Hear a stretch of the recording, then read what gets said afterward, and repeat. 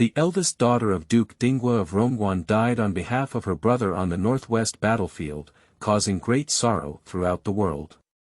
2 years later, a girl woke up in a chaotic world. She lay in the snow and left, stepping on blood to return. Who in this world can kill me except for myself? Novel Group Number 2229420014 Knocking Gesture. Any protagonists name keywords of the novel.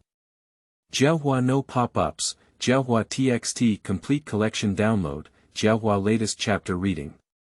Chapter 1. Heavy Snow in December. You are listening at novelfull.audio. Chapter 1 Heavy Snow in December in the 22nd year of Xianyan, on the 10th day of the 12th lunar month. The heavy snow is falling, and thousands of miles north of the Duke River are covered in ice. The mountains are covered in silver, and the river to the east is frozen into a long chain of environments. Scattered wounded war horses from the owners lightly step on them, stopping from time to time, lifting their feet and licking their wounds. At noon, the sky became heavier and heavier, with a sparrow flapping its wings and singing like an old stringed arrow, hoarse and rough, piercing through the sky. At the mouth of Rongtan Gorge in the southwest of the Duke River, the city built by the mountain is covered in heavy snow. Outside the city, there is a wide platform temporarily built by the local government, on which a row of executioners line up. In the icy and snowy weather, they are all wearing black pants, and their large knives carried on bare shoulders are polished brightly. Amidst the hustle and bustle of people around, more than 8,000 soldiers were filled with anticipation.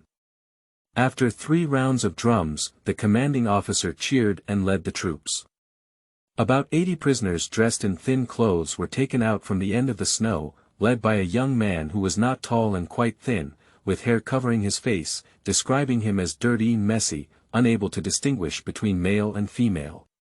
An iron chain was tied to the young man's wrist, and the other end was held by a soldier riding a tall horse. The young man's body was not lightly injured, with bloodstains on both knees, making it difficult to move. Leaving the city gate, the snow covered my legs, and the north wind grew stronger, howling in my ears. Xia Zhaoyi lifted her head, frowned in the face of the wind and snow, and lightly swept over the execution ground in front of her.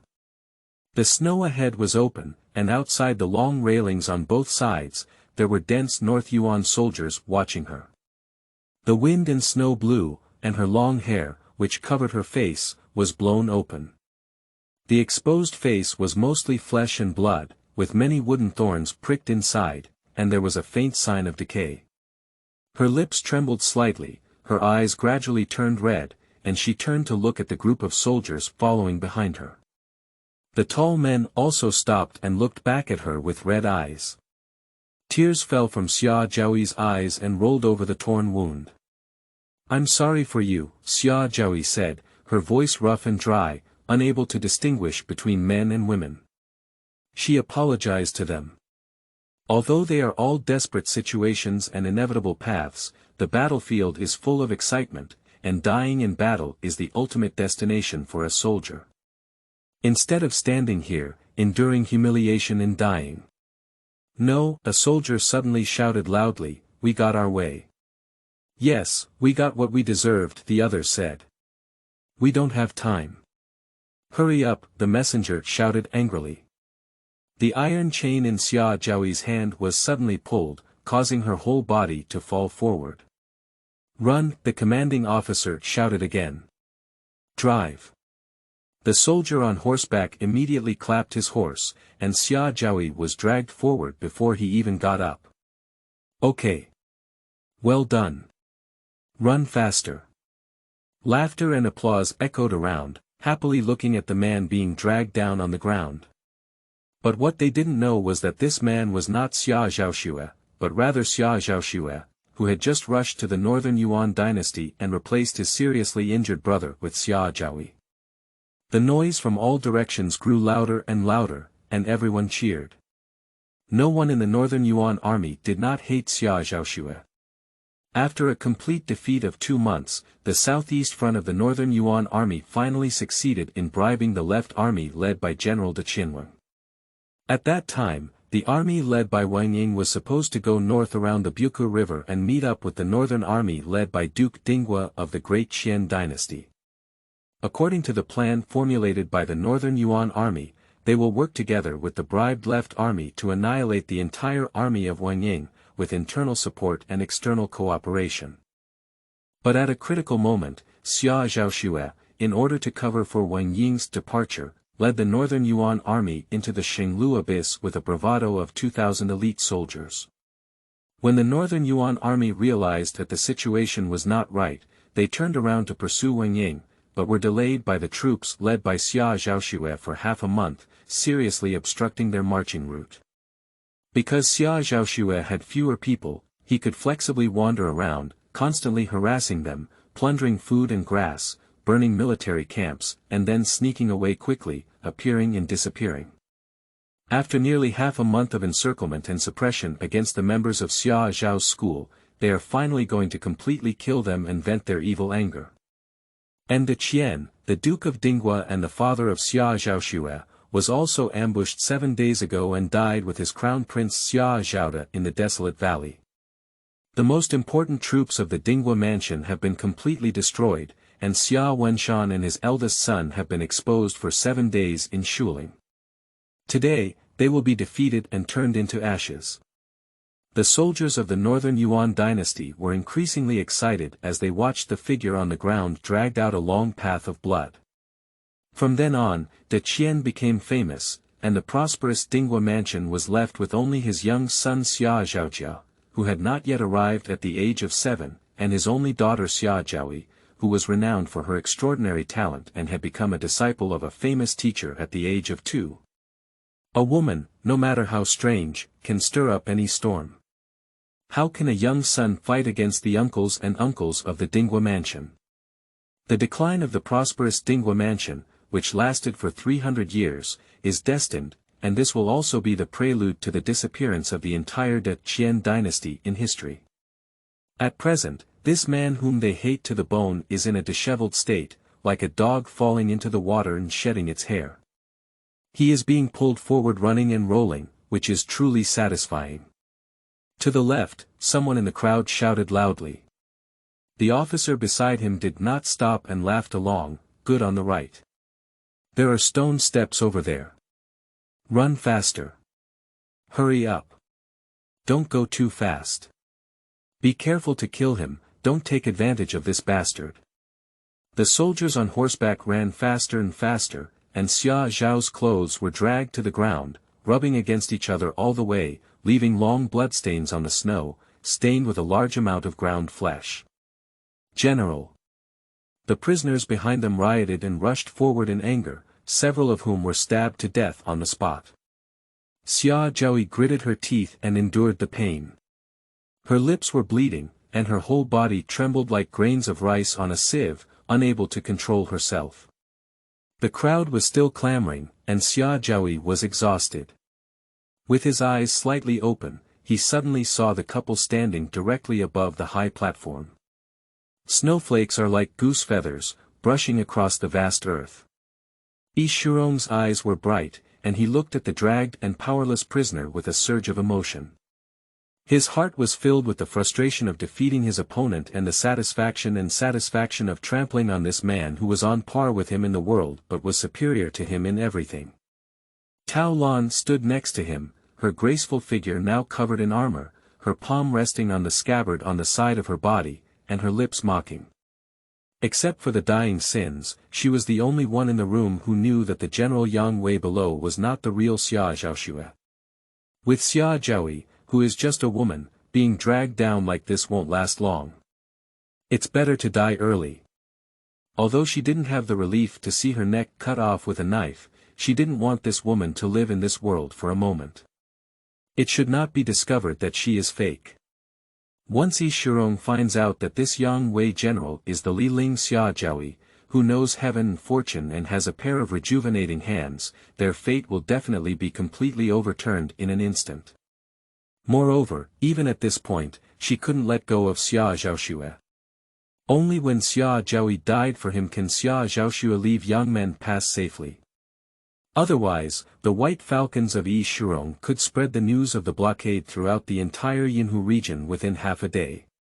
The flower festival 4 years ago was the deepest hatred in Tao Lan's heart. At that time, she was still in the capital city and had a dispute with people on the streets. She taught her maids and servants a lesson to those who lacked weight and falsely accused others. Then, she looked up and saw Xia Zhao wearing a goose-colored dress and a single horse in the crowd. That year, Xia Zhaoi was only 12 years old. He sat on a horse and calmly exchanged glances with her before driving away without saying a word. At dusk that day, her mother brought the news that her marriage with the Duke of Dingguo had been cancelled. She anxiously searched around and found out that it was probably Xia Zhaoi who went to her second brother and said something. Afterwards, she became a joke to the entire Jingzhou. She was arrogant and couldn't bear it, so what happened later made her gradually fall into a foreign land with no possibility of returning. Thinking of past events, Tao Lan's eyes were filled with a strong hatred. But it's okay, heaven is ultimately fair. Dingguo Mansion is finished. The crowd flashed past in front of him, and Xia Zhaoi's whole body was as slow as ice. Finally, it was difficult to hold on any longer. A mouthful of thick blood surged from his throat and vomited on the icy and bone-chilling snow. Master, second brother Xia Zhaoi closed her eyes and took her last breath. End of this chapter. Chapter 2. Safety when coming. You are listening at novelfull.audio. Chapter 2 Safety when coming. Wow. A bucket of cold water poured down from above. The girl huddled in the corner was startled, trembling as she struggled to wake up from the chaotic and ancient darkness. Get up. The bucket also fell and was thrown onto the girl's small body. Lu Sanyang looked at the girl with her hands on her hips in anger and said, "You're so lazy. Don't you stop working in the yard? If you don't, just tell me and I'll send you to die now." The girl lifted her head, her eyes a bit dazed, and gradually focused in the mist, landing on the woman in front of her. "Can't you hear me?" Lu Sanyang crouched down and tugged at the girl, slapping her in the face as she raised her hand. "Do you know when it's now? I'll tell you, there will be another group of refugees in a few days. If you don't do anything, just go and die." The girl was slapped and her already hazy eyes became even more chaotic. Lu Sanyang frowned at her unusually rosy face and raised her hand to place it on her forehead, which was scorching hot. "Sick." Lu Sanyang spat and let go of her. "I see how long you can live. You didn't have a good life, but you have a delicate body. Let's wait until you die." Lu Sanyang stood up and took a few steps back. Before leaving, she turned back and said, "Tomorrow morning, go clean the toilet. I'm not used to whether you're sick or not. If you can't clean it well, you can do it yourself." The girl looked up at her, and in her blurred vision, the woman cursed a few more times before turning and leaving. With a creak, the wooden door closed and the room returned to silence. The girl blinked her eyes in a daze, leaned against the wooden board behind her and fell into a deep sleep. After a long time, the closed wooden door was pushed open again, and a small figure looked around and slipped in from outside. "Ollie." Xiaowu reached out and pushed the girl. "Who is Ollie?" Xia Zhaoi opened her eyes and saw a little girl dressed in cloth looking at her with a somewhat impatient expression. "I'm calling out to you," Xiaowu said displeasedly, stuffing the 2 small porcelain bottles in her hand. "Here, this is what Yuma asked me to give you." The tentacles of the porcelain bottle are cold and comfortable. Xia Zhaoi couldn't help but grip them tightly. "Just now, I washed wild vegetables and sent them to the kitchen. I heard Lu Sanyang say that you are sick and that she wants to hand you over to Lu Greedy Wolf for treatment. You should get better soon," Xiaowu said again. Xia Zhaoi was still very dizzy and couldn't think about the current situation, so she didn't give an answer. She turned her head and looked around. "Hey! You should shout," Xiaowu shouted. Being in a dilapidated wooden house, it was empty with uneven soil and potholes on the ground. Xia Zhaoyi reached out and dug out some soil on the ground, gently caressing it in her palm. It was brown soil. In addition to the damp and sour air, there is also a faint fishy smell in the air, and many areas on the walls even have large areas of dim brown, with blood stains of different ages. Prison room. Not like that, the sunlight outside is just right, and no other execution room is so polite, with several bright and large windows open. It doesn't seem like a wealthy family, no one dares to engage in such blatant and brutal killings. Remembering the woman who had said 3 words of never leaving death before, her anger was quite strong, and she also mentioned refugees in her mouth. I'm afraid this is a black shop in the wilderness or a bandit stronghold that endangers people's lives. Hello. Xiao Wu shouted again and raised his volume a bit. Xia Zhaoyi withdrew her gaze and looked at her. The girl in front of her looked around 10 years old. My eyes are not big, but they are particularly bright.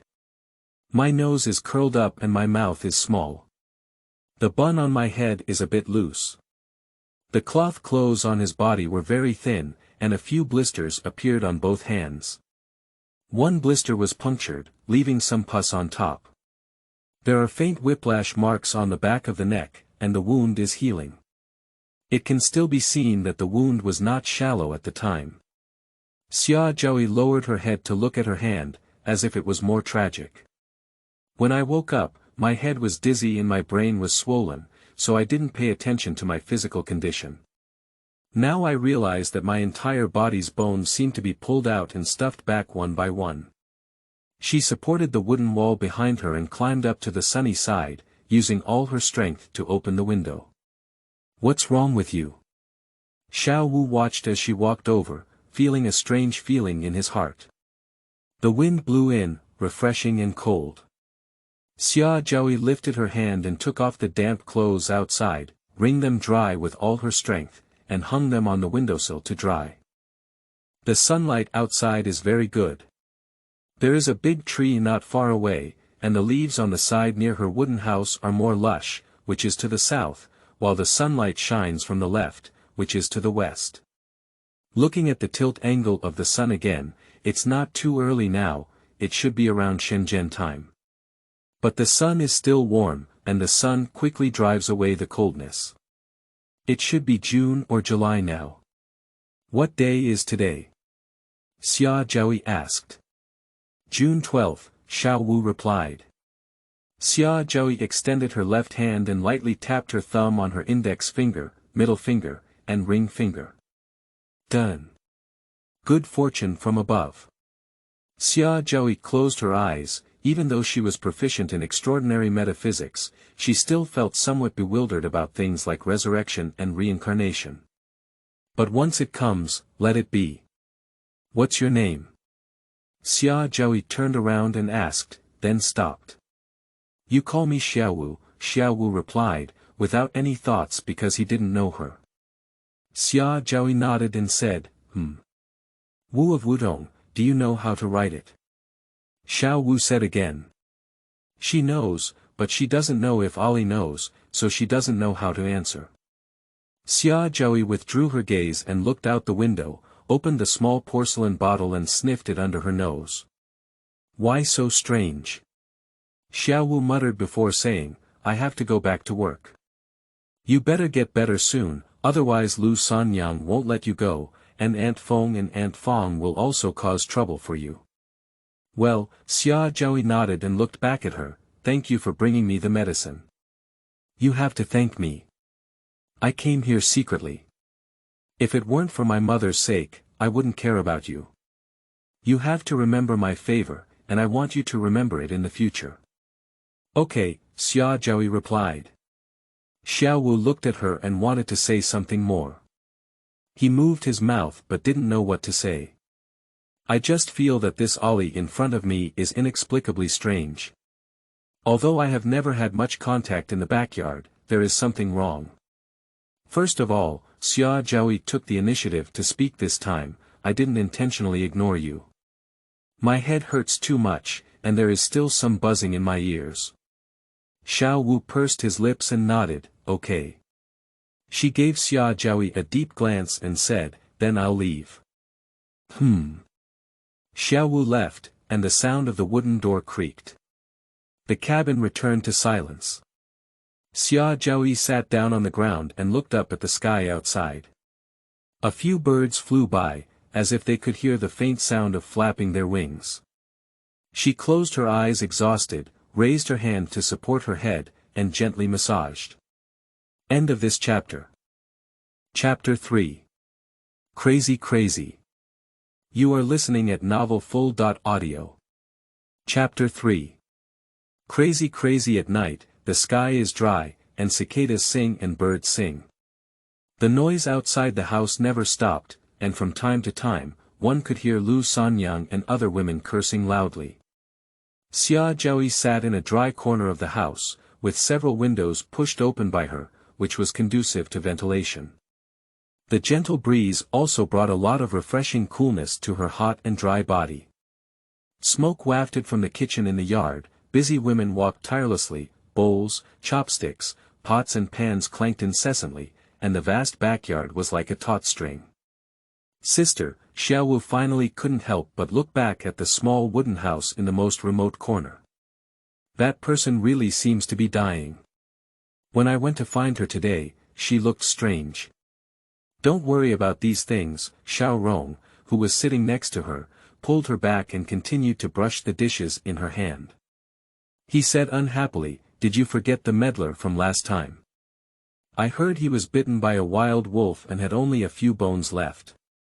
Ah, Xiao Wu widened his eyes in fear. "Who did you hear? Someone else is going to see it. You don't have to worry about these things, even if Ma calls you to go, you don't have to go." Xiao Rong put down the dishes and got up to the side of the well, threw the bucket into the well, and supported the pulley, saying, "Come on, give me a hand, I'm running out of energy." "What's the use of leaving you with no energy? You don't need to eat dinner tonight." Liang scolded casually, holding the clean clothes basket he had just collected and passing by in a hurry. Xiao Wu glared angrily at her, stood up and walked to the well to help. He said angrily, "The useless stinky woman is just showing off in front of us children." A little girl struggled to hold a bamboo basket filled with clean clothes and ran after Liang Shi. Upon hearing these words, she looked at Xiao Wu. Xiao Wu timidly closed his mouth, but after recognizing that the little girl was the timid Xian Xian, he immediately widened his eyes, filled with warnings. Xian Xian quickly withdrew his gaze, hugged the bamboo basket, and chased forward. The sky is getting darker and darker, and the strong aroma of food in the backyard is wafting out. About 8:15, a hunched man ran over from the bridge and shouted, come back, 8th Lord and the others are back." "Quick, fast," a woman with a sharp voice shouted, "get ready. Here's the wine, serve it first." Lu Sanyang also started shouting at the top of her voice. Xiao Wu, Xiao Rong, and 6 or 7 other girls quickly put down their work upon hearing this, got up, and ran towards the wine cellar, but no one dared to slow down. Lu Sanyang stood in the courtyard monitoring them. After they approached, she thought for a moment and turned her head to look at the small wooden house in the northwest corner.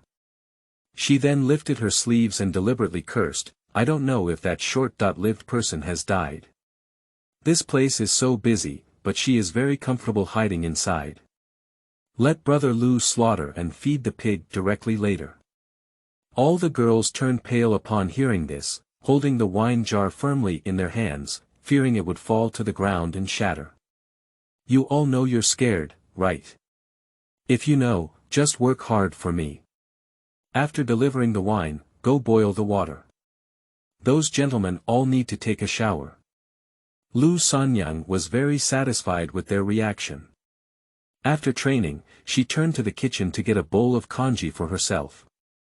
Xian Qianshan is not among the girls delivering wine. She is sitting on a long bench, rubbing pink balls with the servants next to her. Watching the girls carrying the wine jar to the front yard, Xian Qianshan couldn't express her envy, then turned around and looked at the small wooden house on the other side. "What are you looking at?" Yu's mother looked at her restlessness and whispered, "Don't be distracted, do something sharp." "Oh," Qian nodded. The girls ran back after delivering the wine, went back to the wine cellar, picked up the wine jar again, and hurriedly brought it back to the front yard. But just then, a few shattered sounds of wine jars echoed ahead, and the girls at the front screamed as they ran back this way. The servants looked around in surprise, and many people stood up. A woman dressed in grey cloth emerged from somewhere, with a slender figure and disheveled long hair hanging down her hips, chasing several girls holding wine jars. Jiaohua tightly protected the wine jar in his hand, afraid to break it, and was grabbed by the woman, saying, "Give it to me." The woman took Jiaohua's wine jar and pushed her away fiercely, looking at the group of servants who rushed to hear the sound.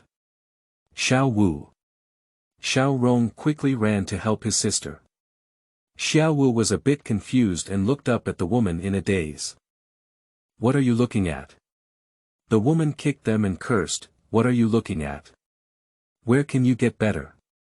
Then she looked around and ran to the nearby wooden frame to pull out the torch, rushing towards the crowd and waving wildly, get out of here. Either die with me." The girls screamed and avoided, and several people were scared to tears. The woman opened the wine cap and sprinkled the wine from the jar onto the crowd, pretending to throw a torch as well. The servants also panicked and ran away.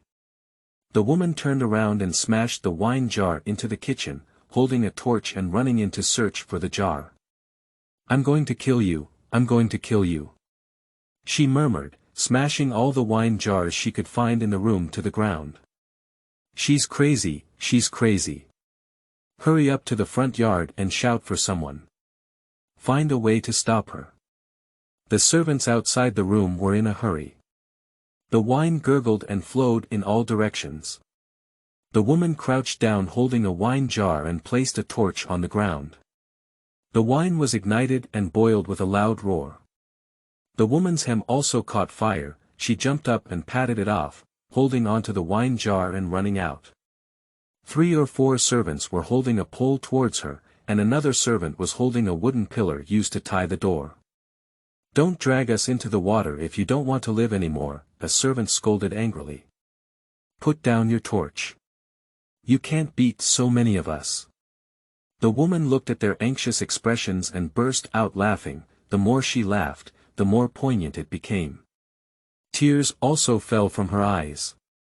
The big fire behind her quickly grew stronger, rushing towards the beams and burning through the roof, casting an orange glow on the sky. "You guys go die too," the woman suddenly shouted, throwing the wine jar in her hand at the crowd, and then the torch was thrown right over it. The crowd screamed and fled in all directions. The 2 women who were hit were caught in flames and jumped in place, shouting for help. The woman quickly went to the side and picked up a torch, throwing it at the drinks that the girls had dropped to the ground. Another big fire started raging. "Crazy, crazy," Mrs. Yu hid behind the crowd holding a large bowl of pink balls, watching the large fires being hunted in the wind and the 2 burning people rolling and filming on the ground, screaming incessantly. "They're all crazy," she murmured. End of this chapter. Chapter 4. Life is like mustard. You are listening at novelfull.audio. Chapter 4. Life is like mustard. The wooden door was gently pushed open, and a figure flashed in, quickly closing the door again. Qian looked around and saw nothing except for the flickering flames outside the window, which was pitch black. "Ollie," Qian shouted, "Ollie, where are you?" The room was quiet, and Qian took small steps forward, searching around and saying, "Ollie, there's a fire outside. These houses are not good, they may burn over." "I'm here," a crisp voice sounded outside the window. Qian was taken aback and ran towards the window. Xia Zhaoyi sat under a tree, holding a cloth soaked in some water, wiping the small gravel on the elbow wound with one swipe. Qian quickly turned around and ran a little distance towards the wooden door. "Ollie, how did you come out?" "Windows. The window is very high. That side is flat, but the window here is almost a foot down. She looked at Xia Zhaoyi's wound, and apart from this one, her entire arm was covered in whiplash marks, as well as bruises, both new and old. Xian Qianshan couldn't help but swallow a mouthful of saliva and said, "Your injury is very painful, isn't it?" Xia Zhaoyi responded and lowered her hand. Her body was indeed severely injured, and lifting it like this would make her hand ache. "It won't last long." Xian Qianshan looked at her with an indescribable strangeness and whispered, "I heard you're very sick. They're all saying that Lu Sanyang wants Lu Greedy Wolf to come and kill you." The noise in the distance grew louder and louder, and Xia Zhaoyi's attention was focused on it. After a long time, she finally heard the man's screams and curses. "You came so late." Xia Zhaoyi looked at Xian Qianshan and said, "Do you have any relatives here?" "Ah. Do you have it or not?" Xian Qianshan shook his head in a daze and said, "No, I don't have any relatives. I'm going to take advantage of the chaos and escape now. Do you want to leave together?" "Escape?" Xian Qianshan widened his eyes. "Don't think about it, it's impossible. There are many guards at the foot of the mountain, and there is a high wall over there specifically designed to guard against officers and soldiers. Even officers and soldiers cannot enter, and we can't get out at all. A wall to guard against officers and soldiers. And if we are caught, we will have a dead end," Xian Qianshan said in horror. "All the fugitives who are caught, no matter how skilled or capable you are, will be killed." Xia Zhaoyi lifted her head and looked at the raging fire. She really can't be impatient now, dragging this body with a high fever and pain all over her body to run away. It's not called running for life, it's called dying. "What I just told you, don't mention it to anyone else." Xia Zhaoyi turned back to look at Xian Qianshan and said in a deep voice. Xian Qianshan nodded and said, I won't say anything. If I did, I would say it was you who encouraged me, and then you would be beaten," Xia Zhaoyi said again. Xian Qianshan was taken aback, feeling angry but unsure of what to say. Xia Zhaoyi put down the sleeves on her arm and walked towards the yard, saying, "Let's go." Xian Qianshan paused 1,000 times and followed up. The backyard is spacious, consisting of several small courtyards. In the largest courtyard, there is a row of 5 bedrooms in the kitchen, facing due north. On the western slope outside the yard, there are 3 rows of small houses, each occupying a narrow area of 3 rooms in each row. There is a stream in the southwest where many people are fetching water and rushing to put out the fire. The girls stood on one side, with many men standing in the center, most of whom were tall and burly, and some were thin and short, but their eyes were sharp. In front of the burning house, a burly man grabbed a gray-clad woman who was struggling desperately and cursing profusely, tugging at her hair and facing her face towards the group of men. A skinny and short man stood in front of the woman, kicking her in the lower abdomen. Under the reflection of the fire, it was evident that the woman had a delicate appearance and was good-looking. However, from her left face to the base of her ear, there seemed to be a large area of ulcerated skin with pus. Xia Zhaoyi looked at the woman's face and felt a bit familiar, but confirmed that she had never seen it before. "You evil spirits, there will always be someone who can take care of you. You won't have a good ending. Wait, you." The woman cursed with difficulty. The skinny man suddenly increased his gravity, and the man behind him missed it. The woman fell to the ground, and blood oozed from the corners of her lips. The man with thick arms grabbed her hair again and raised her face high towards the group of people. "Even if I die, I will become a ghost. I will become a fierce ghost. I will come back one by one to find you." Pop. The skinny man slapped her in the face, and the woman was knocked out and hit back to the ground. Immediately, the man who had been pulling her hair picked her up again. The woman opened her mouth with a mournful smile, her teeth covered in blood and water, particularly fierce. "Your death is coming soon, and heaven is the heaviest to do good and punish evil. Ha ha ha. I'm running out of patience, a man in the crowd shouted, hurry up. The skinny man turned his head and took out a dagger from his sleeve, then stepped forward and stabbed the woman directly into her lower abdomen. The servants doing odd jobs in the backyard quickly turned their gaze away, and the girls let out many low moans, some even exclaiming in surprise, then quickly covered their mouths. With just this little skill, the woman was full of blood and let out a "bah" sound, spitting on the face of the skinny man. You want to die? The man was furious and reached out to pinch her mouth. He raised a dagger and repeatedly thrust it into her stomach, stirring her lower abdomen into a bloody mess. After stabbing for a long time, it finally stopped. The woman was already dead, her eyes slightly widened, her head soft tilted on her shoulder, and she continued to stare at him until death. The man pulled out a dagger, wiped the blood splattered on his face, and pointed at the sea of fire, saying, throw it in. Watching her body thrown in, the man seemed to hold his grudge and looked at the crowd, shouting angrily, who was crying just now, ah. Who? With such a roar, there were more and more low sobbing sounds in the girl. Qian Qianqian, standing next to Xiaojiaohui, was also frightened and cried, biting his mouth tightly and not daring to make a sound. The man pushed away the crowd and strode forward, shouting angrily, who? Who's crying? He casually grabbed two girls with red eyes and pulled them out, one of whom threw it directly into the flames. Why cry? Why don't we just go die together?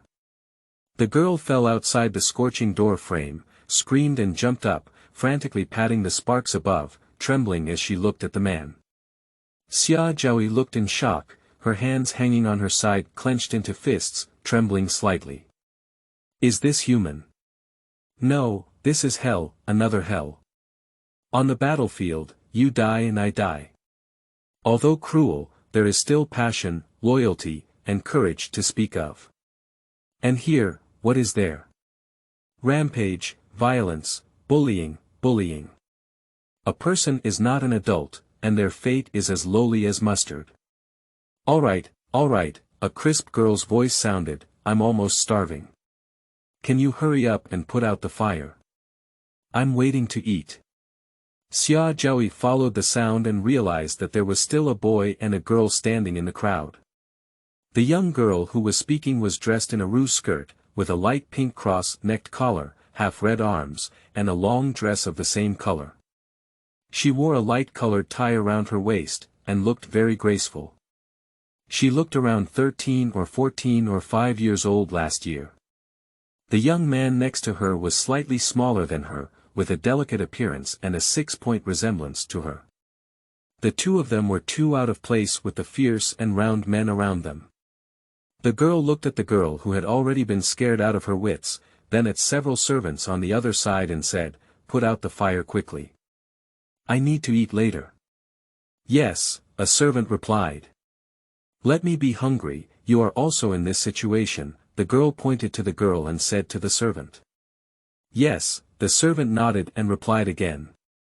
Let's go, the girl turned around and said lazily, this place is stinky and dirty, I don't want to stay for a moment. The boy beside her also turned around and took a few steps to look back at the skinny man, saying, Pan Yun Dao will be stationed in a few days. The skinny man paused and said, I understand. The boy turned around and left, while the other men followed suit. The skinny man looked at the little girl and coldly wiped off the blood from his dagger. He walked towards the people and said fiercely to the servants beside him, give me good work these days, I won't let go of any laziness. Brother Lu, wait a minute, Lu Sanyang quickly ran out of the crowd as she saw him leaving, there's still a sick person in that room. If you're sick, go find someone to see a doctor.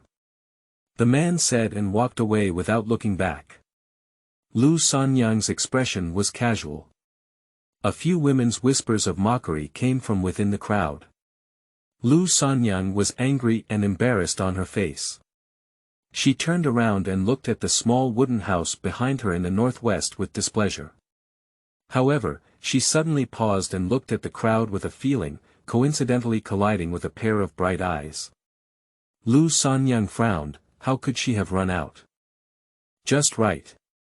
Lu Sanyang was about to step forward, but a hint of a smile appeared in her eyes, cold and playful, as if looking down pitifully. Lu Sanyang's spine inexplicably felt a chill. Xia Zhaoyi turned around and left. End of this chapter. Chapter 5. Pretending to be godly and playing ghosts. You are listening at novelfull.audio. Chapter 5. Pretending to be godly and playing ghosts. The fire was finally extinguished, and the houses on both sides were affected. One of them was loose and collapsed, and the mountain wind blew a little harder, causing it to collapse on its own. The crowd found the charred body of a woman in the kitchen that had not yet been burned clean. Several women in charge refused to touch it and called out to Mama and other servants outside, asking them to carry the charred body to the east back mountain and throw it away. I prepared everything for the whole afternoon and burned it clean with a fire. Everyone was filled with anger. However, those people in the front yard are still rushing and have no choice but to start a fire in the yard, kill a few chickens and ducks, and slaughter a pig. For a moment, the backyard was extremely busy. Xia Zhaoyi returned to the pitch-black cabin and found a new corner to sit down. It was very noisy outside, making it even quieter inside. She hugged her knees and looked a bit confused. Just now, the young man mentioned Panyin Road, and it can be basically confirmed that this is Zhongyi Zhaoyun Mountain. She had always known that bandits were rampant in the Chongyi area, but she did not expect that human life would be so reckless. Xia Zhaoyi lifted her head and looked at the stars in the sky. The star sequence in the northeast is chaotic, and the night sky is clear and clear, but it is as confused as mist, and the fate is unknown. A star emerged from the northwest star sequence, and the surroundings became dim and disoriented.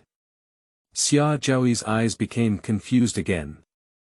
In fact, there is a very important question that she has never dared to mention and ask those two children, which is, what night is it today, or is it the 22nd year of the Xianyan reign? No, it was winter back then, and now it's summer. It should have been 20.3 years since Xianyan. If so, what about second brother? Did he successfully escape from Cloud Lake? What is the current state of Dingguo Mansion like? If not, when will it be now, or in the past? Is it the future? Who threw her into this body? A coincidence of fate. Intentionally doing it. And more importantly, who she will be. Xia Zhaoyi closed her eyes and dared not think anymore. It's scorching hot outside. Chicken, duck, pig, and fish need to be killed immediately, and in order to make the raw meat odorless, a large amount of processing is required. The rice also needs to be steamed again, and even the dishes need to be cooked separately. And the bandits in the front yard, who have been sending people to urge, will only make the strings of these women tighter. After the last few dishes were ready, several kitchen maids were exhausted and collapsed.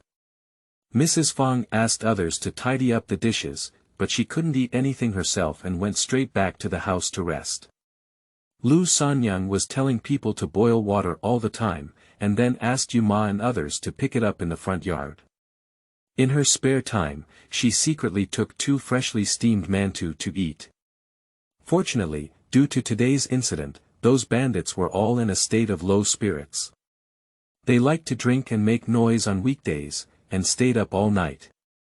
Today, they waited until they were about to fall asleep after eating, and everyone lost their minds, so they left early. But when everything is idle, it is still past the hour of ean. I know everyone has been working hard, said Aunt Fong, holding a spoon and a servant beside her holding a big pot. Little by little, she scooped half a spoon of porridge into the girls' bowls sitting in 3 rows and walked along, but now there is no way. As you can see, our kitchen is burned and there is no rice or noodles left. These are from the cellar. It would be nice to have half a bowl. The girls remained silent, holding bowls and daring not to utter a word. Aunt Fong sent out the congee, put the spoon into the pot, and said, "Eat it, remember to pick up things after eating, and then go back to rest after cleaning up." "Thank you, "Aunt Feng, for offering congee," a girl whispered. The other girls reacted and expressed their gratitude one after another. Aunt Feng enjoyed this feeling very much, glanced at them, and said, "That's good for you. It's better than being hungry. You usually work hard and faster, you know."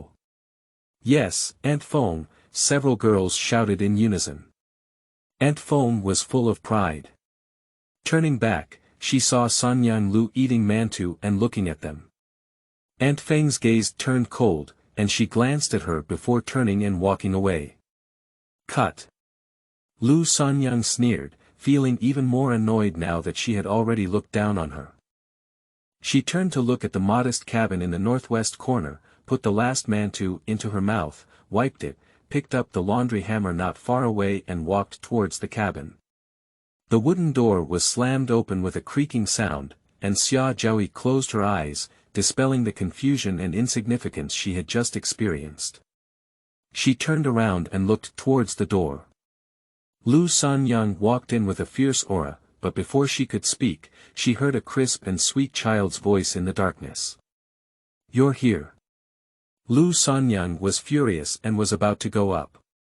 She swung her stick and used a poisonous blow to vent her anger, but was stopped by these three words.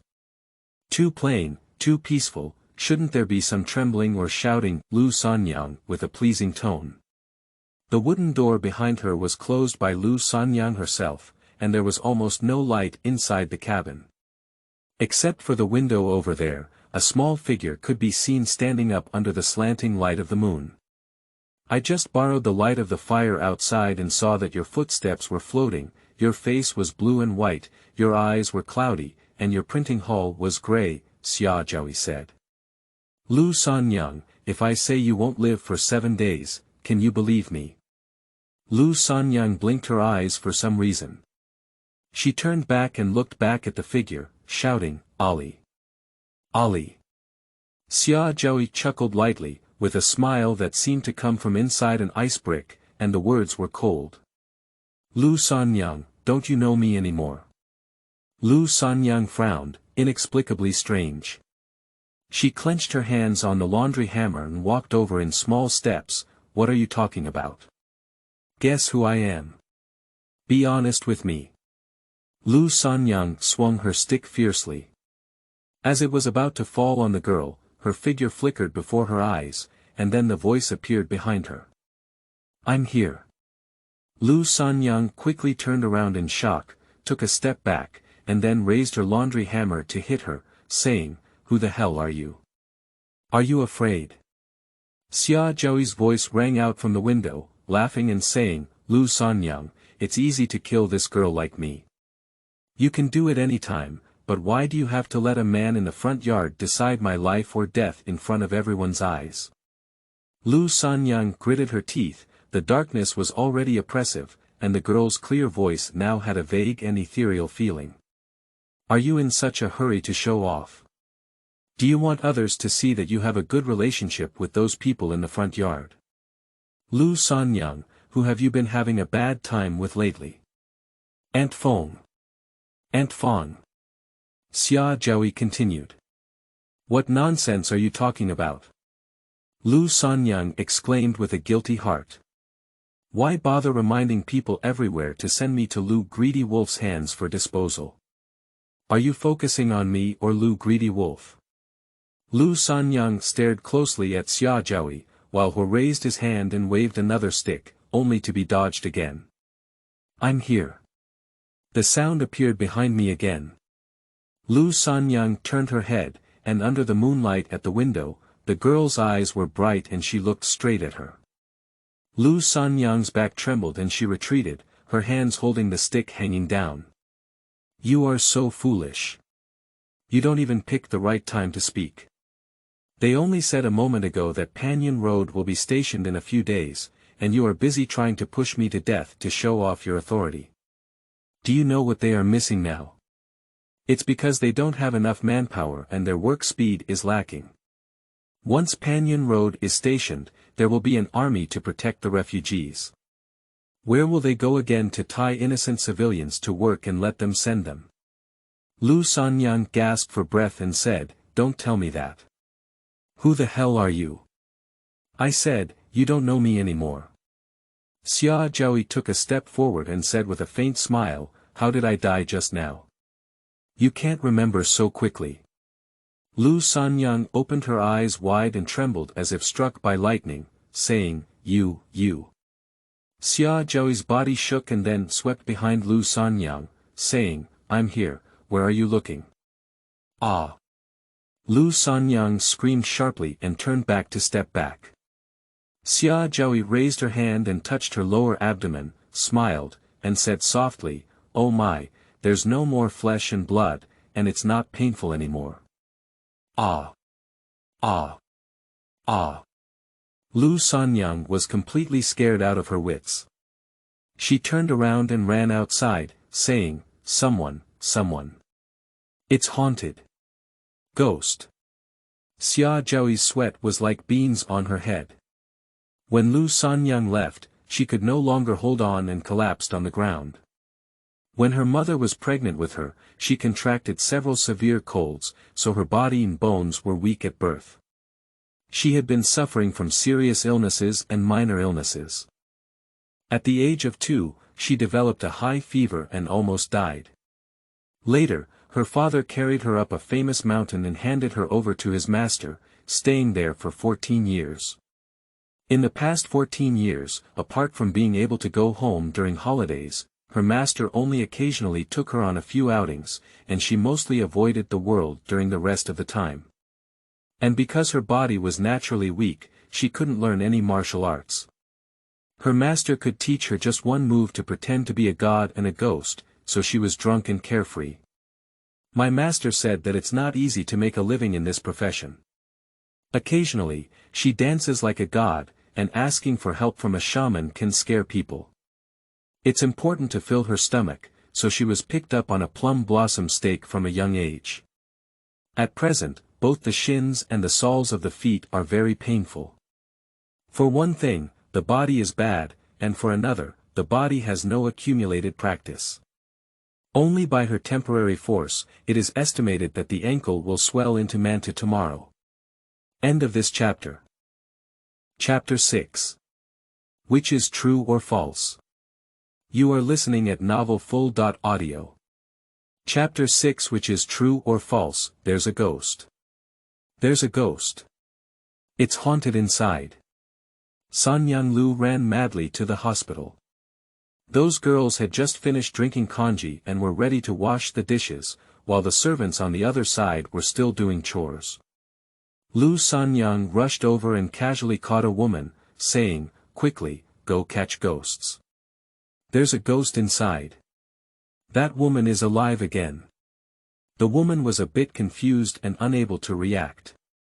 "The girls sitting over there are all looking at me, I am looking at you."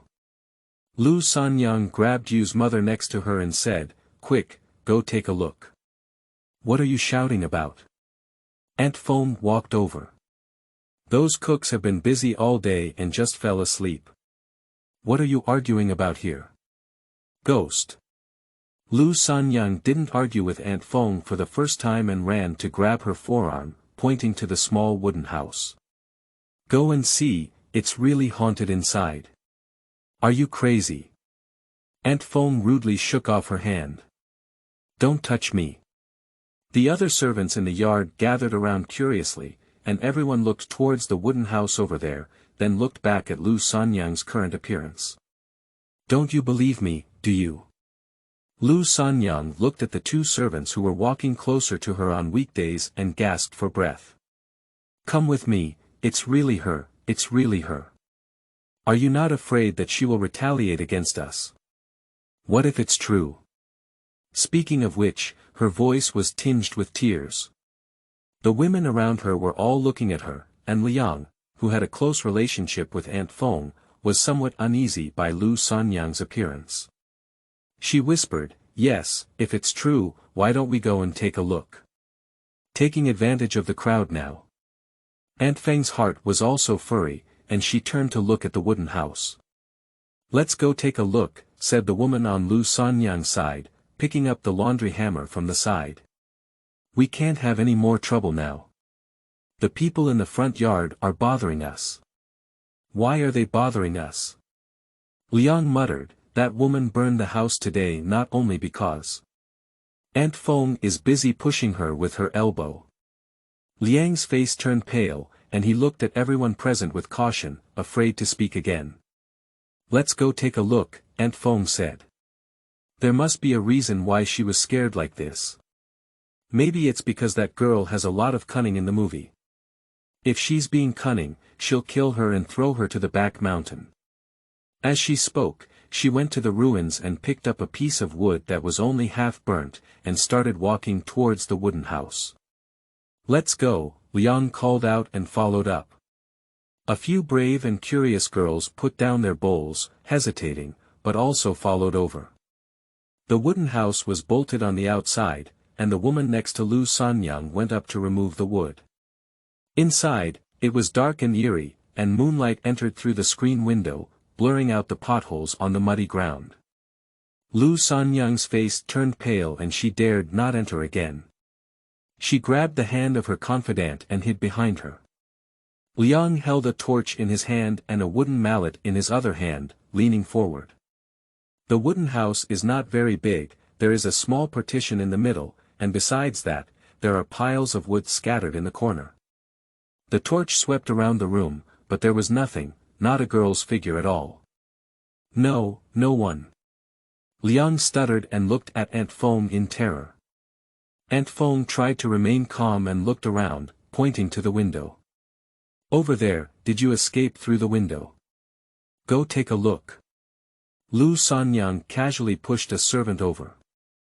The servant dared not, timid, lifted her steps and walked away. Liang also followed with a torch. No, it's not, the servant checked and turned around. The window is bolted from inside. What's over there? Aunt Feng looked at the other windows. The servant and the Liang family walked over to inspect each one, shook their heads and said, no, it's all bolted inside. So, what about her? Aunt Feng couldn't believe it and turned her head to look at the wooden house, then quietly looked up at the beams and pillars. Dark and eerie, truly afraid of a sudden appearance of a face or a pair of smiling but cold eyes. She wouldn't really be, said a servant who had a good relationship with Lu Sanyang. You mama. A girl's voice sounded nervously and anxiously. Everyone inside the room turned around to look. Lu Sanyang also turned around and saw the girl standing at the back. She screamed and retreated into the room. What are you doing? Lu Sanyang stepped on Aunt Feng's foot and was angrily scolded by Aunt Feng as she pushed her aside. Xian Qianqian held Xia Zhaoyi's hand and looked at them timidly. Are you looking for her? Everyone followed the direction and turned their gaze to the girl next to her. The little girl was covered in injuries, with frightened eyes and trembling hands. She touched their gaze and quickly lowered her head in surprise. What's going on? Aunt Feng said in a deep voice and walked out of the room. Xia Zhaoyi swallowed her saliva and struggled to speak. Just now, there was a fire outside. Qianqian was afraid that the fire would come to my side, so she came and let me out. She choked up and cried, I know I shouldn't have escaped, I'm just afraid. All right, Aunt Feng interrupted her, were you outside just now? Xia Zhaoyi choked and didn't answer. Qian Qianqian nodded. Yes, Ali said that it was too dark to go back. He hid behind us when he sent kanji. You lie, Lu Sanyang shouted immediately, who was the person I saw in the room just now. As soon as she finished speaking, she widened her eyes and was frightened by herself again. The servants next to her also had goosebumps, some quietly wanting to stay away from her. No, it won't, Lu Sanyang's mind was a bit confused. She looked at Xia Zhaoyi and suddenly rushed up to grab her shoulder. It's you. The person I saw in the room just now was you, right? You're a female ghost, it's you. Wow. The little girl was violently shaken, opened her mouth, and burst into tears. What are you crying for? Aunt Feng stepped forward and called out, crying again and pulling out your tongue. The girl stopped and bit her mouth tightly, almost burping. It can't be her. Aunt Feng pulled Lu Sanyang's hand away from Xia Zhaoyi. I just sent kanji here. No one came out after you ran out. Now the windows are all bolted from inside, so she can't go in. Who is the person I saw inside? Lu Sanyang exclaimed, reaching out to point at Xia Zhaoyi. It must be her, it must be her. As he spoke, he grabbed Xia Zhaoyi's shoulder and said, did you sneak out? Tell me, didn't you? Are you really scared or pretending? Liang exclaimed, exhausted to death. If she's really a ghost, would you dare to go up and grab her shoulder like this? It's late at night, Lu Sanyang. What do you want to do? She's just a ghost. Can a ghost let you do this? If she were really a ghost, you might have died when you were alone in the room just now, Liang scolded angrily, turning to leave. I'm going to sleep, I'm too lazy to talk to you, crazy woman. Before taking a few steps, she suddenly stopped and looked at Aunt Feng beside her. Aunt Feng met her gaze. Liang paused and whispered a few words to Aunt Feng's ear, causing her eyes to brighten. Lu Sanyang looked at them with a hint of unease in her heart. Did that woman be killed today, which scared you? Aunt Feng looked at Lu Sanyang and asked. Lu Sanyang remained silent, unsure of what she wanted to do, afraid of falling into a trap.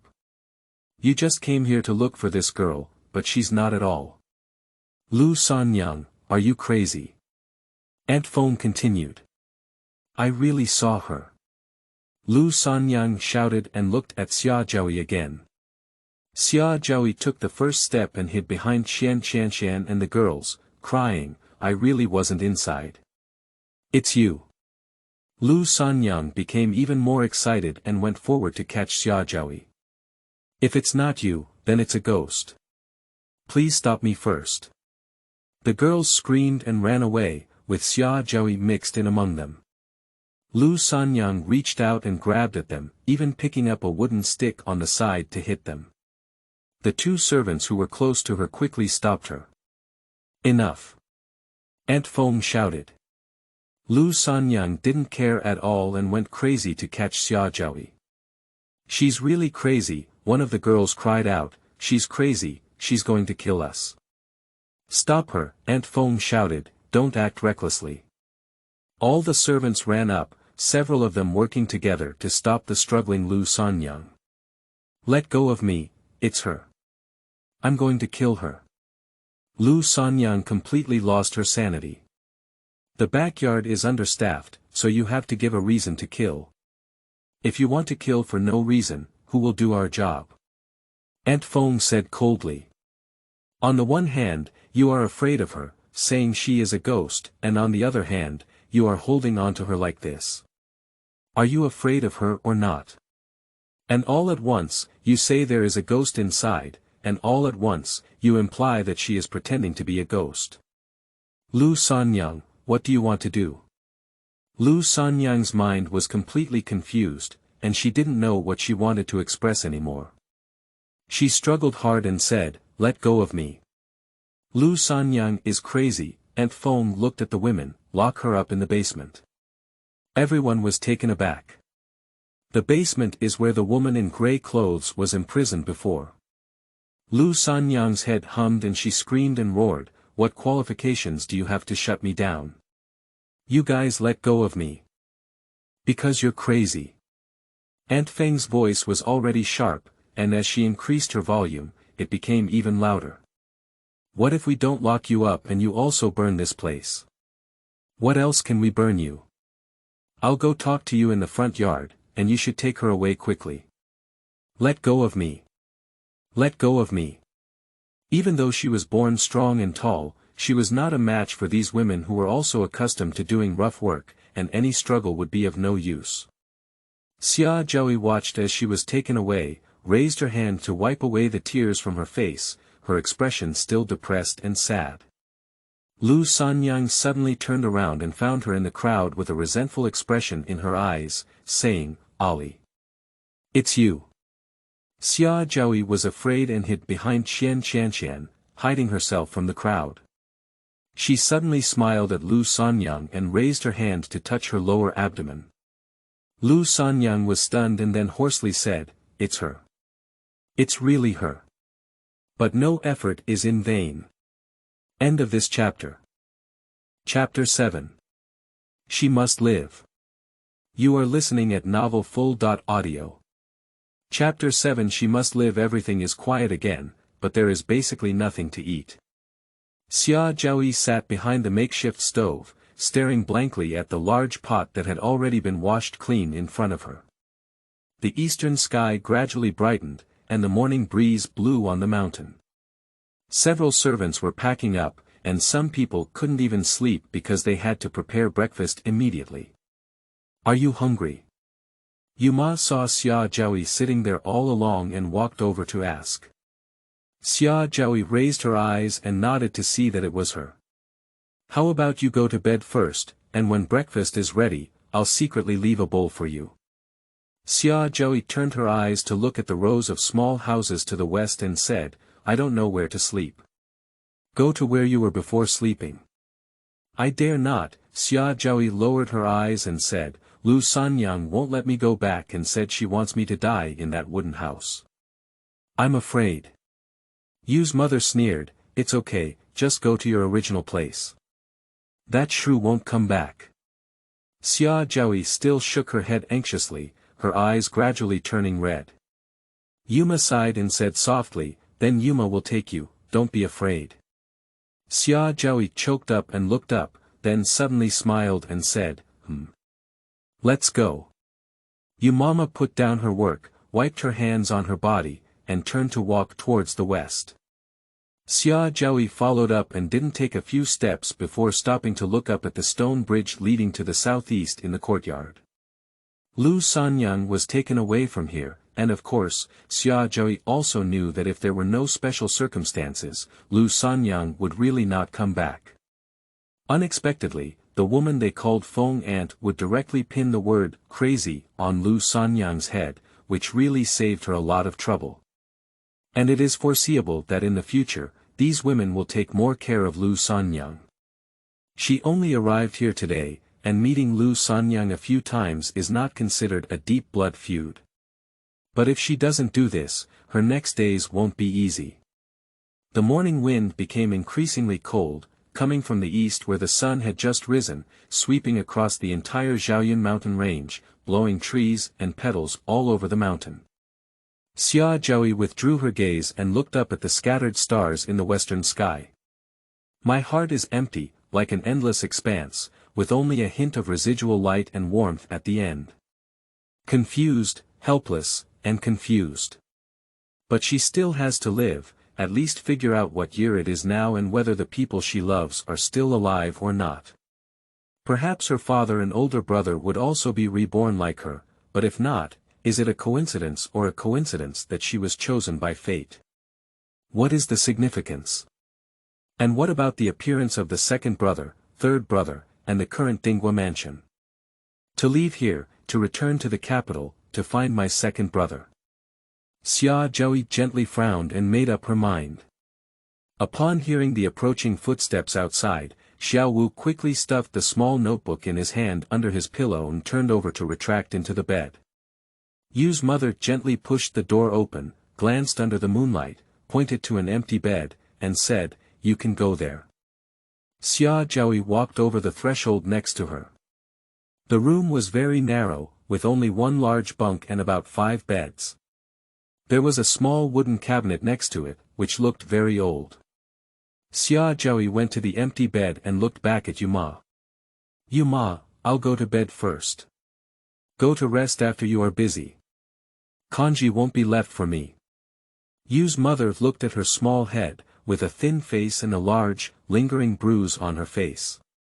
She said with a heartache, "You rest well. Lu Sanyang is now locked up. As long as you girls have some responsibility, you won't be in trouble." Yu's mother turned around and left, and the wooden door was gently closed. Xia Zhaoyi took off her shoes and socks and checked her ankles under the moonlight. That body had been trained for 14 years, and when in danger, it could even trigger conditioned reflexes in both legs faster than in the brain. Now, this girl's body, unable to handle it, has twisted her ankle alive. Xia Zhaoyi gently rubbed the acupoints with both hands, her eyes gazing at the faint light on the ground, recalling which herbs were suitable for growing in this area. My body is still burning, I need to cool down quickly. If I burn foolishly, I don't know if it will affect my wild soul. At the same time, I need to find a way to escape from here. Why haven't you slept yet? A slightly familiar child voice sounded. Xia Zhaoyi looked at Xiaowu, who was separated by a bed, and recognized her at a glance. Why don't you sleep? No one was supposed to sleep over there, why did you come here? Xiaowu muttered with some displeasure. Yuma brought me here. Xiaowu propped up his body and looked at Xia Zhaoyi's ankle, saying, it seems to be seriously injured. It's a bit painful, it's not a big deal. Did I disturb you? I haven't slept yet. Xiaowu took out the booklet from his arms and opened it. I don't usually like to sleep. That booklet is very small, slightly yellowed, with many worn and bent edges and corners. Xiaowu looked at the content above, while his fingers were drawing beside the pillow, his expression serious. Xia Zhaoyi saw that she was probably learning Chinese characters, so she stopped speaking and continued to massage her acupoints. I tell you, don't tell me I'm reading. After a moment of silence, Xiaowu said, otherwise, if I teach everyone how to read in the future, I won't teach you. Xia Zhaoyi turned her eyes and saw that Xiaowu was still lying there without looking up. Do they all know you're studying? Xia Zhaoyi asked. No, I learned it secretly. If you don't say it, I can teach you tomorrow. No need. Xia Zhaoyi looked at her ankle and said, I'm still sick. Working these days may be very hard, and I don't have time. Whatever. Xiaowu flipped through a page and said, you should go to bed early, but Lu Sanyang, that old witch, is not here. You can rest more tomorrow.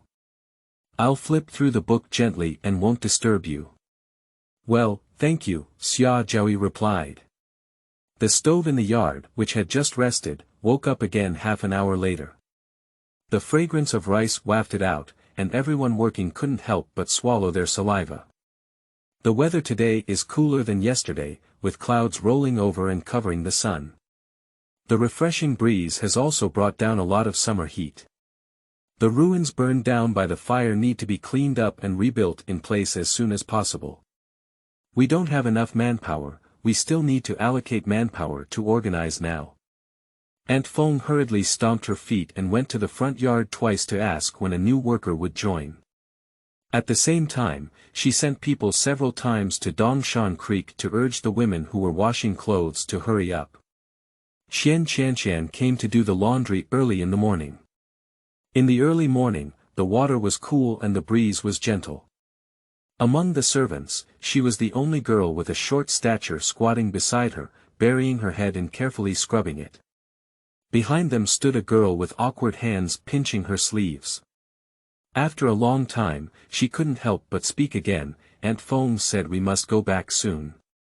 I've said it too, I got it. Liang pounded with a laundry hammer and said, after washing these clothes, I'll definitely go over. You go work first. The girl looked embarrassed and said, but Aunt Feng said she wants me to go back with you. Liang turned around to look at her and said displeasedly, are you trying to be lazy yourself? No, it's Aunt Feng who said she wants me to watch you guys finish washing. Are you looking at me? Liang raised his eyebrows. You. What are you? Xian Qianshan quietly looked at the girl. Offending Aunt Feng will not lead to good results, but offending the Liang family will only make things worse. The girl's face was uneasy, and her legs were almost weak. She didn't answer Liang's question, but she didn't dare to leave and just stood there. A gust of fresh wind blew, and the heat on Xian Qianshan's body eased a bit. She withdrew her gaze, and her gaze drifted away from a distance. She paused for a moment and focused her gaze carefully. A little upstream of the river, behind a hillside 10 zhang away, the girl Ali, who had caused Qian Qianqian to have a nightmare all night last night, was sitting on the slope, unsure of what she was doing. Qian Qianqian didn't dare to let his gaze linger for too long. He lowered his head to wash clothes, but gradually slowed down. The servant next to her quickly noticed her decreasing frequency and said, "What's wrong with you?" Me, Qian Qianqian stood up and looked at Liang, stuttering, "I have a stomachache, I want to go, I want to go." Go ahead, go ahead." Liang became impatient. "Well," Qian Qianqian breathed a sigh of relief and said again, "I'll be back soon. Put down the laundry hammer and run away." End of this chapter. Chapter 8. Don't cry. You are listening at novelfull.audio. Chapter 8. Don't cry. Xia Zhaoyi didn't sleep for long, and her body was in too much pain. She couldn't sleep, so she decided to sneak out to collect medicine. Chew a few herbs and crush them, squeeze out the juice and pour it onto the broken bowl that was picked up and washed. Xia Zhaoyi wrapped a handkerchief into a small cloth hammer and gently patted the bruises with the juice. The wind is high and the air is refreshing, and the scenery of the mountains and fields is indeed good. It cannot compare to the magnificent cliff-top sea of clouds in the Li Ridge, but it has a unique fresh and tender green with overlapping green onions. Such a beautiful landscape is really a waste. What are you doing?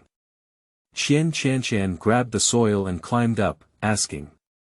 Xia Zhaoyi turned around and picked up the nearby tree cane, handing it over. Come on, she said. Qian Qianqian used his strength to prop himself up and patted the soil on his body. His gaze caught sight of the broken bowl over there, and next to it were piles of wild grass. Take some herbs to heal the wound, it's a bit painful, Xia Zhaoyi replied, her pants rolled up on her knees, and she painted them green and eerie. I thought you were going to run away. Qian Qianqian sat down on the side and said, You must not run away, otherwise you will die. Xia Zhaoyi picked up a small cloth hammer, dipped it in juice, and continued to pat on the bruises. Is this useful? Qian Qianqian asked. The effect won't be immediate, take it slow. Qian Qianqian nodded and remained quiet for a while, then said, Last night, I did something bad for you. Xia Zhaoyi paused in her hand and looked at the mud stains and grass juice on her calf. She softly said, You're still young. I'm young. You're not that big either. Xia Zhaoyi smiled and looked at her, What year is this year? I'm a tiger, I should be older than you. Emperor Xianyan. Xia Zhaoyi nodded. That's what you're asking, Qian Qianqian frowned and said with a sad expression on his face. Emperor Xianyan lived for 24 years, but now that the emperor can't manage himself, how can he manage us? Xia Zhaoyi felt a thump in her heart and said, Emperor, can't you manage yourself well? Yeah, many people have died, and even more have starved. I heard from Mr. Pingshu before that both the Yi family army and the Northern Desert Army have fought to Ziyang Road, but fortunately, they were taken back by 3 generals. However, millions of people have been displaced, and some have changed their children to eat. The 6 major provinces in the northwest can hardly pass. Xia Zhaoyi's face turned blue and white. Once the Ziyang Road was broken, the road to Jingzhou to the east would be smooth. Take Jingzhou and point your sword at the imperial city, but only search for things. We've already reached this point. How long ago was this? Qian Qianqian shook his head and said, I don't know. Qianqian, are you okay? Liang's voice came from a distance, don't slack off. I'll come. Qian Qianqian hurriedly called out. I told her that I only came over because of my stomach ache. Qian Qianqian looked at Xia Zhaoyi. I have to go back now. You must not escape, you will be beaten to death. Don't worry, I won't escape now. Qian Qianqian glanced at the wound on her calf, nodded, got up and climbed down the slope, as if feeling uneasy. He turned back and said, It's not safe for you to hide here. I saw you when I looked up just now. Because I'm also watching you, Xia Zhaohui said. Qian Qianshan was taken aback for a moment, feeling that this sentence sounded a bit strange, but for a moment he didn't know where the blame was. Qian Qian Qian. Liang called out again. Coming. Qian Qianshan replied, climbing down the trees. The road down the mountain was not easy to walk, with steep mudslides and overgrown weeds. Xia Zhaohui watched her back carefully leave while climbing the trees. Her usual calm and plain eyes were slightly gentle, and her expression became gentle. After scaring away Lu Sanyang last night, she immediately escaped through the window, and it was not difficult to create a secret room, just 2 branches. Then she ran to find the girl, and after some threats, the girl took her back from the other side and made an alibi. At that time, she scared the girl a lot, but now she still comes to show care. This kindness is not easy in such a tiger wolf's den where everyone only seeks self-protection. At this moment, the wind direction slightly deviated, and Xia Zhaohui looked up at the sky, indicating that it was going to rain. Aunt Feng is very anxious. The house was burned down in rows, according to the custom in the Chongyi area. When cleaning up the ruins, some incense should be burned, and a pig's head should be offered on the stove to beg forgiveness from the stove master. Aunt Feng goes to kowtow once every half an hour, always stepping on a pile of burnt wood. At this pace of cleaning, she feels that it may not be possible to rebuild it in half a month. A few new incense sticks were lit and placed in a small pot. Aunt Feng helplessly wiped the ash on the stove with a handkerchief, and a crisp and bright girl's voice suddenly rang outside. What are you guys doing? Second young master's ginseng soup. Aunt Feng frowned, put down her handkerchief, and walked out. A young girl dressed in a yellow coat with a beautiful face walked up from the stone bridge, her hands inserted into her waist, and her eyebrows turned upside down. It's already time, are you people in your backyard eating rice? Listen to me, Miss Lianping, Mrs. Feng smiled apologetically and greeted us. Last night, the woman surnamed Lin burned our place. Not only was the stove unusable, but the carefully prepared ingredients were also burned clean. Later, the second young master and miss came here, and they knew about it. What does this have to do with me? Lianping said. Did I set fire to this place? We have been doing our best to prepare, but we don't have enough manpower in the past few days. We need to spare some time to immediately tidy up and rebuild the row of houses that were burned down, so it's a bit slow. Please bear with us, Mrs. Feng continued to apologize. It's really strange, I have to bear with it. This matter is not something I can handle. Lianping's footsteps did not stop, her eyes fixed on the girls for a while. The girls in the backyard were already afraid of her and immediately lowered their necks. Xiao Wu buried his head behind Xiao Rong, afraid to be seen by her. Walking all the way to the burnt house, there were 3 or 4 servants cleaning up the charred wood inside. I don't think you have enough people, Lianping looked at them. I remember there were at least 40 of them before, Lu Sanyang. Why haven't you seen her? Mrs. Feng remained silent and looked towards Aunt Feng. Lianping also looked over. Lu Sanyang went crazy yesterday and wanted to strangle someone. I had someone lock her up, Aunt Feng replied. Crazy. Lianping widened her eyes, how could a well-behaved Lu Sanyang go crazy? Please explain to me clearly. Aunt Feng pursed her lips in her heart. She's just a little maid, really taking herself seriously and coming to their backyard to show her authority. The woman who had been locked up in the dungeon didn't know how to escape last night and ran here to set fire. Later, someone came to the front yard and Lu Greedy Wolf killed her directly, and her body was thrown into the fire and burned together. Aunt Feng said, maybe this thing scared Lu Sanyang. This scared Lu Sanyang. Lianping looked at the Jiaohua and said in a strange way, Lu Sanyang can't be so unafraid. Do too much evil, afraid of retribution. Aunt Feng muttered in her heart again. After muttering, she felt a chill on her back. Speaking of evil, since she was caught here, it seems that her hands have not been clean. Never mind, it's none of his business. I've done everything anyway. Aunt Feng grinned and tugged at the corners of her mouth without taking any words from Lianping. Lianping still has a bit of a fondness for Lu Sanyang. In the future, Lu Sanyang flatters her the most frequently and occasionally secretly brings her some jujube soup and chicken soup. There are frequent wars now, and there is no place to even rob. Only the 8th master and young master can enjoy these good things. Without Lu Sanyang, where will she go to find these things to eat in the future?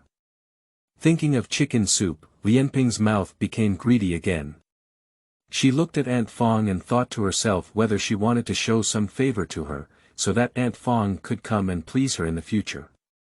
Anyway, Aunt Feng doesn't like that person at all. At this moment, the sky suddenly darkened and the wind became strong. Several servants raised their heads and changed their faces. Mrs. Feng quickly turned around and shouted, "It's going to rain. Hurry up, take the things over there. The already lit stove cannot be stopped." Aunt Feng quickly turned around and ran to instruct the servants who were tidying up the charred wood to quickly get a cloth to cover the rain. Before taking a few steps, heavy rain fell from the sky with a crash. The 10-square sky, which had previously been sunny, suddenly rained like arrows, fiercely crashing down. Lianping covered her head with her hands and hid under the eaves. Those girls are also busy running towards the eaves. A few girls who were just kneading pink balls and rolling noodles stood with their wooden pots facing inside and their backs facing outside, afraid that the rain would rain on the pots. Last time someone let the flour rain and was scolded by Aunt Feng for wasting food, causing them to beat for 2 days without getting out of bed. Everyone was pushing towards this side, and Lianping was being pushed and shouted angrily, "Don't push me, it's sticky." The rain came too quickly and caused chaos for a while. Everyone was busy squeezing inside, but no one noticed her. Lianping's anger suddenly rose and he raised his hand to push towards a girl beside him, saying, "Go away." The girl was holding a wooden basin in her hand and was pushed down the steps by Lianping Lianren with the basin. The flour in the basin spilled all over the ground and was suddenly turned into sticky by the rain. Lianping reached out and patted the pleats on his clothes, angrily saying, "Are you deaf?" They all said, "Don't squeeze me." The girl looked like she was 7 or 8 years old. She sat up in the rain, reached out and rubbed her ankle, and her entire ankle fell out. She couldn't resist the sharp pain and opened her mouth to cry. A servant went down and picked up the wooden basin, then picked her up and said, "Why are you crying?" The girl's footsteps were unsteady, standing on one leg, raising her hand to wipe her tears, and crying even louder. "You're still crying." Lianping felt restless in her heart and pointed out, cursing, "I'll hit you if I cry again. Let's go." The servant pulled the girl and went to hide under the nearby eaves. The girl was still a bit uneasy, crying and looking back at the flour on the ground. Other girls also looked at the flour, and a few girls withdrew their gaze and bravely looked at Lianping. Lianping frowned and looked at them. Those girls were busy avoiding like needles, but in the short time their eyes met, Lianping could clearly see the disgust in their eyes. It's disgust, not fear. Lianping gritted her teeth and an indescribable anger erupted in her heart. The girl is still crying, and the pain in her feet is getting worse and worse. Lianping was annoyed when she heard this, and suddenly rushed over and pushed the girl, saying, "I told you not to cry." End of this chapter. Chapter 9. Will be involved. You are listening at novelfull.audio. Chapter 9 will be involved. This was too fierce, the servant couldn't hold on to the girl. The girl's script alone was unstable, and she was suddenly pushed and thrown out. My cheek brushed against the muddy ground, and my right elbow also hit the ground. The rain splashed down, and the girl blinked her eyes in the rain as if she had been knocked unconscious. Then she opened her mouth and cried even more fiercely. "You're still crying." Lianping ran over and kicked her body. "Don't cry." The girl huddled together and looked at Mrs. Feng, who had a cold face, crying. Then she looked at Aunt Feng, who was looking indifferent in the distance. What are you crying about? What are you crying about? It's annoying.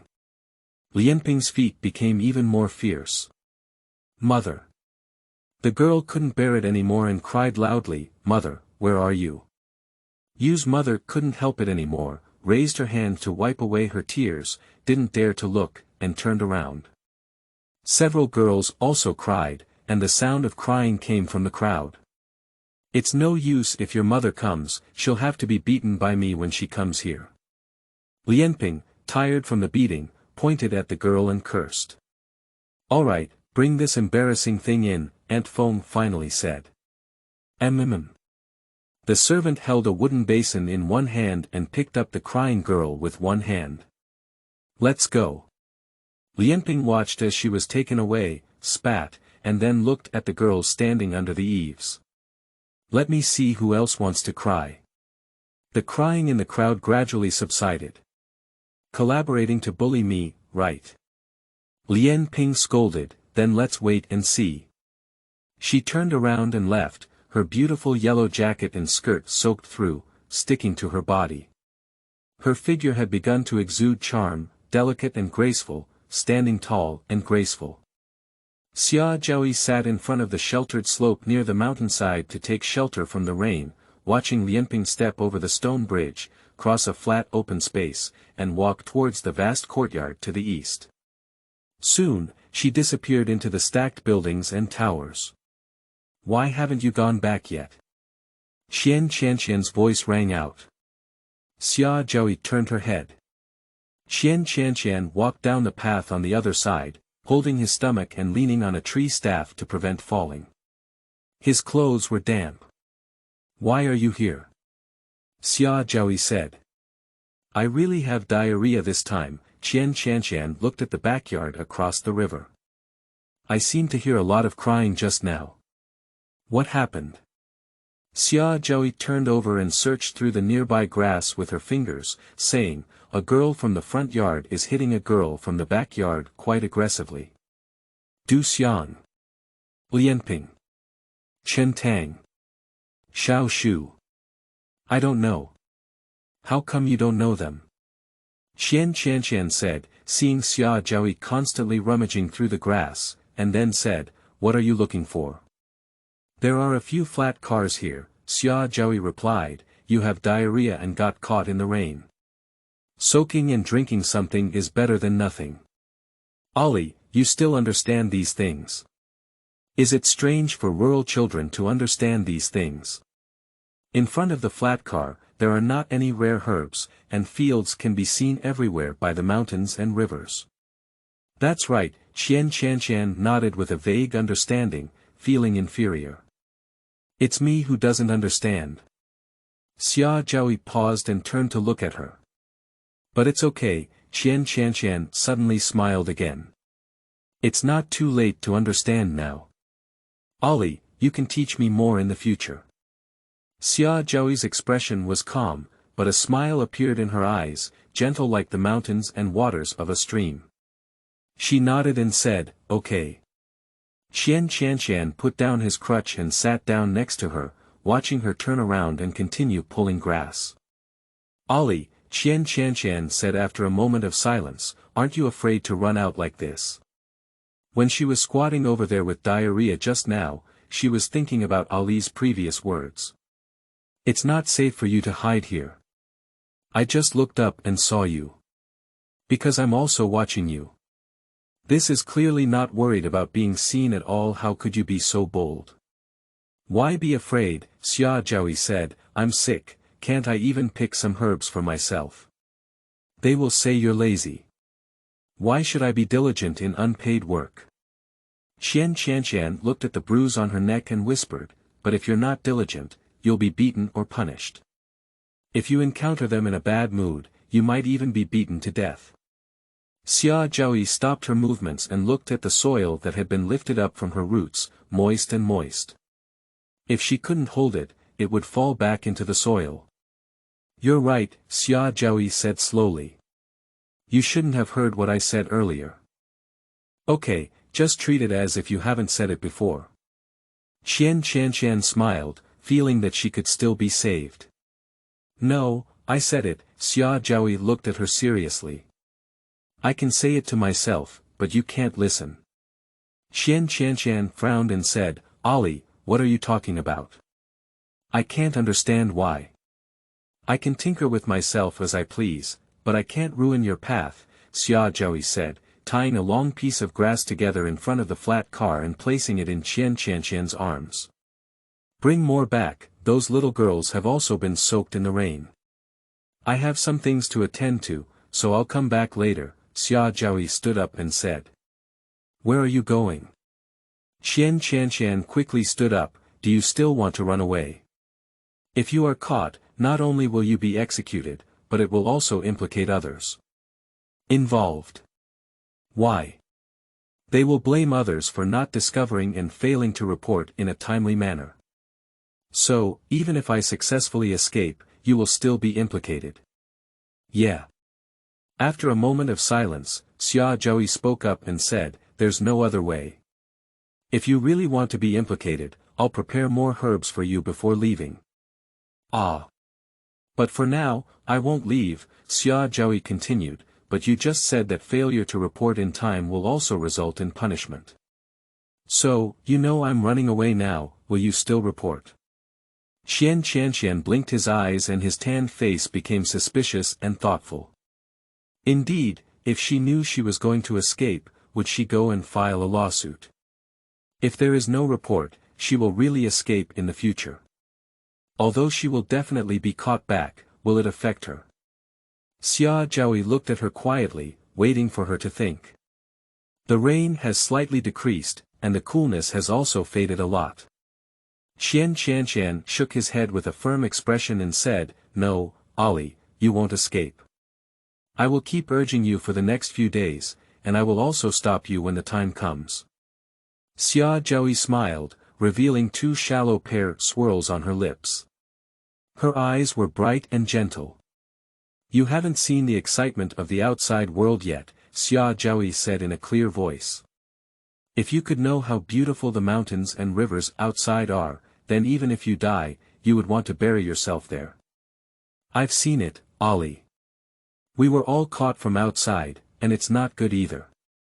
Xia Zhaoyi smiled again and didn't say anything. She looked up at the distant end of the mountain where it started to rain, and it was already cloudy and rainy. End of this chapter. Chapter 10.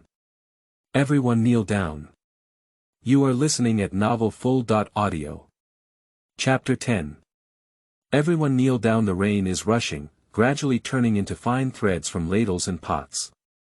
The peony in the yard was fragrant, and the mountain wind came through the trees and leaves, blowing through the open window. Lianping couldn't help but look up and let out a crisp sneeze. She took out a handkerchief and rubbed her nose, set it aside, and continued to wipe her body with a dry cloth. I'm not at ease, I'm going to get sick again. A girl of her age came in from outside and placed the hot tea in her hand on the table. Second young master, I'll go talk to you about what happened in the backyard last night. Will there be any tea participation for a while? Second young master is already dispensable about that tea participation, so he doesn't have much peace of mind. Lianping ignored and took a sip of snot, looking through the screen at the hot tea on the table. Just a bowl of hot tea, just boiling water, without adding anything. She glared with disgust and disgust, changed into a clean outfit, wiped her hair, and said to the girl, without Lu Sanyang, we don't have to think about those delicious and useful things in the future.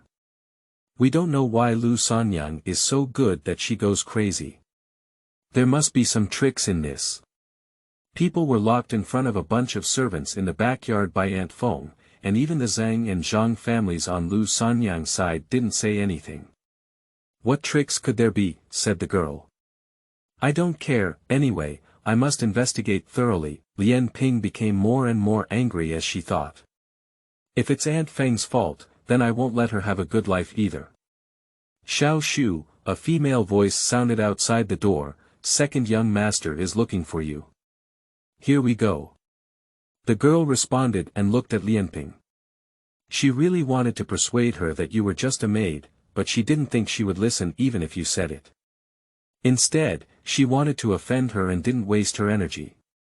She turned around and left. The terrain of Ilwan courtyard is very uneven. The floor tiles have been repaired several times, but within half a month, they will become uneven again. Therefore, it is easy to accumulate water when it rains here, but due to good lighting, ventilation, and sunny weather, it is also the most suitable place for reading. The heavy rain has just passed, and considering the shortage of manpower in the backyard, we have called for those delicate maids to do these drainage tasks. Bian Yuanfeng and Bian Yuanxue are sitting on the porch next to the yard. Bian Yuanfeng looked at the book in his hand, but his thoughts were completely absent and his eyes were empty. Bian Yuanxue on the side was more direct, without flipping through her book, and fell asleep on her stomach. Su Jiren completely ignored it and sat in his seat, reading the book on the table without any emotion. The maids were rolling up their pants in the yard, pouring water into buckets with wooden water spoons. Their strength was limited, and they could only lift and pour half of the bucket to the bottom of the cliff. Bian Yuanfeng's gaze moved away from the book at some point and fell on the maids. The maids also noticed his gaze and couldn't help but have their own thoughts.